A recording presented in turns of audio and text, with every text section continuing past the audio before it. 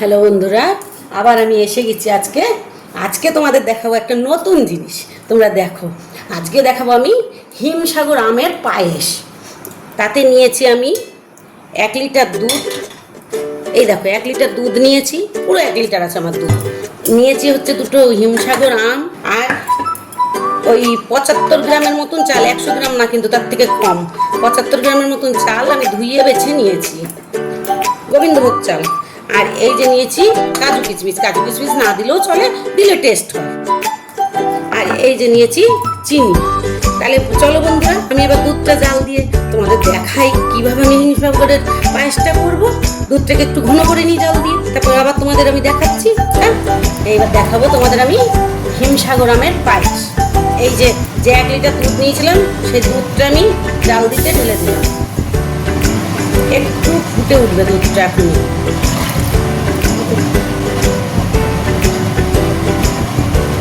দুধটা ফুটে উঠবে।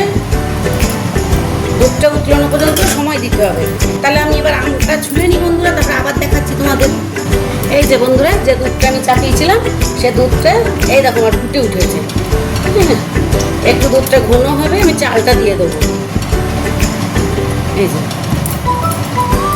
আর এই যে যে কাজু কিশমিশটা, এইটা আমি এখানে ঘি একটু ভেজে নিচ্ছি, হালকা একটু ভেজে নেবো। এই যে কাজু কিশমিশটা একটু ঘিয়ে ভেজে নিলাম। এই যে আমার দুধ ফুটে গেছে, দুধ এই দেখো ঘন হয়ে এসছে ফুটে। যে 1 লিটার দুধটা আমি চাপালাম সেটা আমার ফুটে ঘন হয়ে এসছে। এবার আমি দিয়ে দেবো গোবিন্দভোগ চালটা। এই যে গোবিন্দভোগ চালটা ধুয়ে বেছে ভিজিয়ে রেখে দিয়েছিলাম, এই যে দিয়ে দিলাম। দিয়ে একটা নাড়া দিয়ে দেবো, একটু যোগ দিয়ে দেবো। আর এই যে বন্ধুরা, যে গোটা আমটা তোমাদের দেখিয়েছিলাম, আমটার কাপ এই যে আমি বের করে নিয়েছি। এখনই আমি হালকা একটু নুন দিয়ে দেবো, আন্দাজ মতন হালকা একটু নুন দিয়ে দিলাম। বলবে বন্ধুরা, তুমি তো সব কিছুতে গুড় খাও, এতে চিনি কেন? এতে যদি গুড় দিই তাহলে আমের কালারটা আসবে না, ওই জন্য আমি এতে চিনি দেবো। এতে এলাচও যাবে না কিন্তু বন্ধুরা, তাহলে আমের সেন্টটা উঠবে না। এতে এলাচও যাবে না, তাহলে আমের সেন্টটা উঠবে না। এই যে একটা তেজপাতা ছিঁড়ে দিয়ে দিলাম, ফুটতে দেবো। এখনই ফুটে যাবে, একটু ঢাকা দিয়ে দিলাম। একটু চালটা ফুটে যাক বন্ধুরা।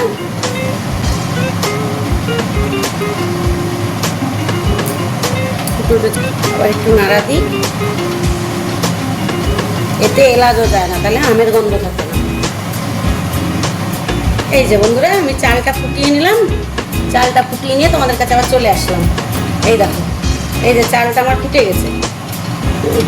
চালটা ফুটতে তো একটু টাইম লাগবে বন্ধুরা, একেবারে তার হয় না। এই চাল ফুটে গেল,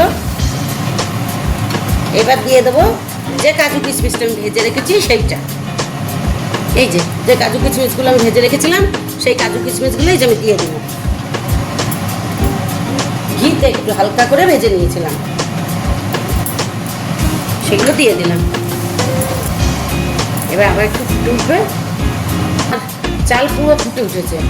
এবার আমি চিনি দেবো, কেন গুড় দিলে এই কালারটা আসবে না, ওই জন্যই। নয়তো আমার ঘরে পাটালি গুড় আছে বন্ধুরা, কিন্তু আমের গুড় দিলে কালার আসবে না, আমের কালারটা আমার পায়েসে আনতে হবে।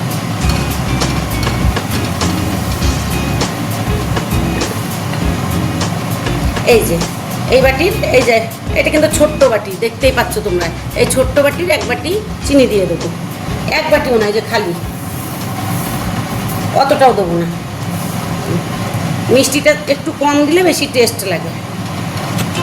এইবার একটু জল গলবে মিষ্টিটার থেকে, একটু ফুটতে দিতে হবে।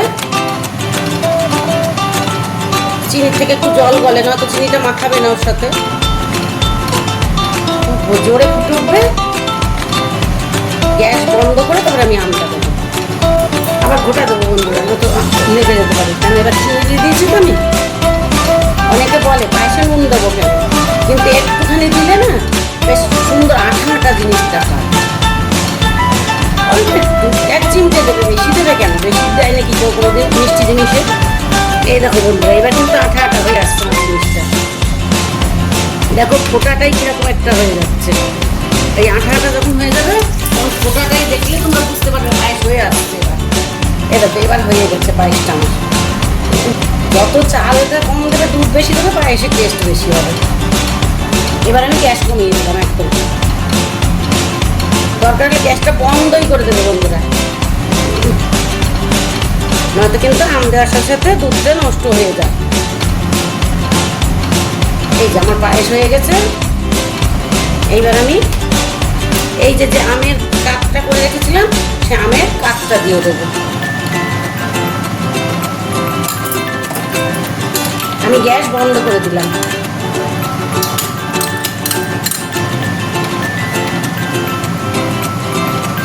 এই দেখো বন্ধুরা, এই কালারটা আনবো বলে আমি গুড় দিই।